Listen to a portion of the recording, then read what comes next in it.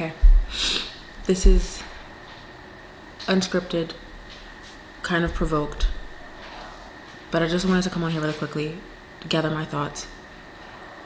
How would you know if I come on here quickly? You wouldn't know unless I said come on here quickly. Why was that necessary to say, and why is it necessary for me to ramble on about it being unnecessary? I've wasted 22 seconds already.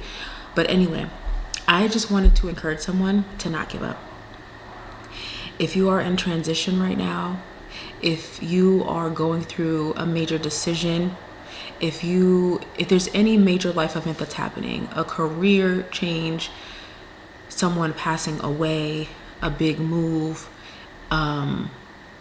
you physically moving somewhere, a relationship ending, whatever the transition, the big change is, I just want to say don't give up. I just want to say don't give up. If it's been like a conscious decision that you've made to make this big step, just know that it will not come without some type of opposition, some type of difficulty, some type of random but not so random challenge. And this could come in the form of past temptations, things that used to be difficult for you coming up out of nowhere. All of a sudden you are brought with new opportunities to go back to the same vomit that you left long ago, or new temptations, things that were never of interest to you, but now there seems to be a desire for it and you're tempted by it, or opposition from people in your life, random strangers, just out of the ordinary type of things. If life has been going smoothly for you up until you've made this big decision or right before this big transition, just know it's to be expected. Do not be surprised. Nothing that's worth having, nothing good that God has for you will come without some type of opposition, some type of difficulty, some type of challenge. And some of the time it's from the enemy, of course, because he comes to what? Say it with me. Steal, kill, and destroy. And he wants to take away from you what God is trying to give you or show you, but he can't do that because he's not the one that's giving it. He can only give what he has, which is death, which is filth, which is lies. Okay? So that must mean he's threatened by what he sees you're about to go into. So that's one. Two, obviously God will use this to grow you, to prune you, to discipline you because he loves you. Because scripture says he disciplines those who he loves, right? And this is to make you more wise, more understanding, more patient, more like him, basically. Okay? So don't be surprised. And third, this could just be stress, like your flesh is just weak. Like we're humans, we're weak. Whenever we're under stress with big transitions, it causes us to have like a lapse of judgment all the time, which is why it's so important when you're in transition, when you're moving into something different, to stay close, to cling closely to God. Cling closer than ever before. One, because you should not be surprised. Because he said it would come, right? So let's not be surprised. Let's not be surprised. Okay? I've been in Florida has it been a full week? Yes, it has been a full week. A week and a day. Okay?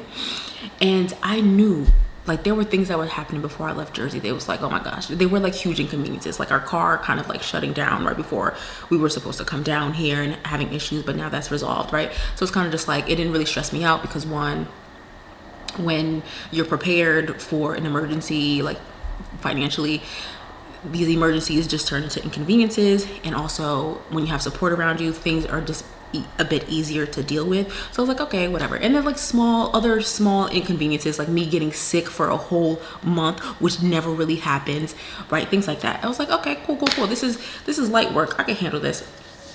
But let me tell you, the test, the opposition, whatever you want to call it, is not going to look like the way you think it's going to look.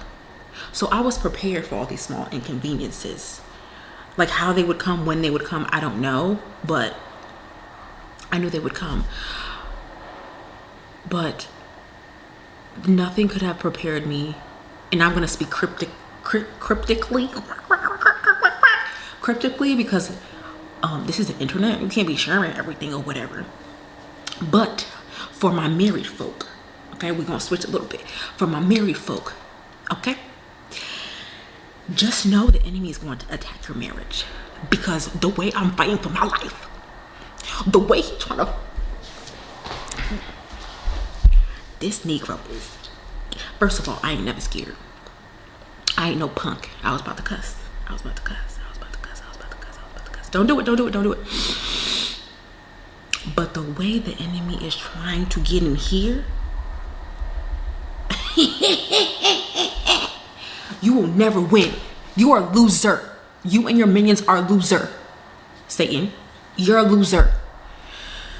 I'm not calling you Satan, but like I'm like calling Satan.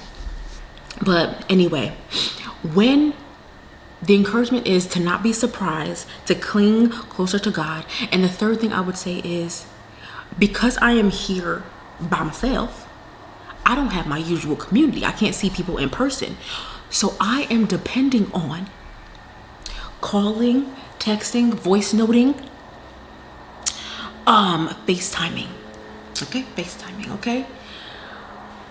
Thirdly, have community. Have people that you trust, that you know, that will not just listen to you, not just listen to you, not just listen, but that will pray for you, that will get on their knees for you, that will beg the Lord to get you. You hear me? Do you hear me? Do you hear? People that will pray for you. This is where true friendship comes up, okay? Because if I did not have women specifically around me, even though they're not here physically, to call, to text, to intercede, where would I be? I would be a drunken whore. Excuse me. No. Sorry. But you ever think about where you would be without the Lord? The things that you would succumb to. It is not by my own strength that I am strong. I am literally weak and have to depend on the Lord. But I'm just saying, community is so important, and you can't be scared to share. But this is where you have to learn to discern who are your friends, because where will they be? What will they be doing, saying when you are having a difficult time, especially for married people? You need to have other married, godly, praying people around you, not just people who will gossip. Okay? I'm getting a little kooky, a little crazy. And you have to, another thing, you have to cling to the word. Because if you don't have the word in here and in here, what is the Holy Spirit going to bring back to your remembrance if you can't remember nothing? If you ain't never read nothing in the first place? Nothing. Not saying that he can't do it supernaturally, but you need to be studying and meditating on it to bring it back. When I tell you, there have been verses that I memorized years ago that I randomly just, now I know it's not randomly, but that have just been coming up out of nowhere. And it's not out of nowhere now I see, but it's like I would not have been able to recall, even though I can't say it verse by verse, but I remember the times, I studied this psalm, or I studied this epistle, or I studied this prophet, right? Your mind goes back to it, and you're able to be like, okay, I don't know where exactly, like what verse exactly, but I know it's in Psalm 34. And that happened to me today. And I went and I was like, I remember this, and I see why this is good for right now, because it's speaking to what I'm going through and what my soul needs right now. Okay. So this is not just for married people. This is for all people. All people. Just do not give up. Just don't give up. There is a peak at like the worst things could get, and then it could only go and coast down from there. Okay, like the worst reaches its peak, and after that things tend to calm down, usually. And I just want to say, don't give up. Keep on fighting, keep on praying, keep on reaching out to people, keep on crying, keep on sobbing, keep on taking them long walks to clear your head. Stay away from the idols that you left long ago. Don't go back to the same vomit. Please, please, please, I plead with you. Take 5,000 walks if you need to, okay? I done took multiple walks today. And it's okay. It's okay. I'm gonna walk it out. Okay? Just do what you have to do. Talk to who you have to talk to. Journal what you have to journal. Okay? Do not be ashamed of what it is that you're going through or embarrassed about what you are going through. God sees you. He is working in you. This challenge will not go to waste. It may hurt right now. It may feel like it won't end. It might feel like this is unjust, that you're being attacked in this way. But trust me, the enemy only attacks what he's threatened by. Okay? He only attacks what he's threatened by. And he just goes around seeking, just looking for something. So if you've been walking rightly, you've been being faithful as best as you can. This is not like to say perfectly, but if you have been trying your best, doing your best, submitting to God, meditating on the word, and it feels like, dang, the more that I do this, the more I feel like everything is against me. It's supposed to be like that. It's going to be like that, but it's not going to be like that for long. It's not meant to stay like that. You'll be relieved soon. Just don't give up. So that's my encouragement. I wanted to come on here and just really encourage myself, to be honest, but encourage whoever's watching, that it may seem like he's silent. God, he's not. He's really not. Okay? Just continue to walk rightly, okay? Just continue to do that, and surround yourself with people who really love you, who really care about you, and who will walk in the pain with you, not just be on the sidelines being like, oh, you got this, but people who will be in the trenches with you, okay? Those people exist. They're there.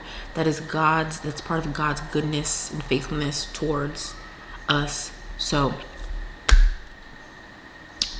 I'm gonna leave you with that, and I'm gonna go eat my ice cream. Oh my gosh, so sorry. Okay, happy Sunday. Today is Sunday. Will I post this today? I don't know. But okay, bye.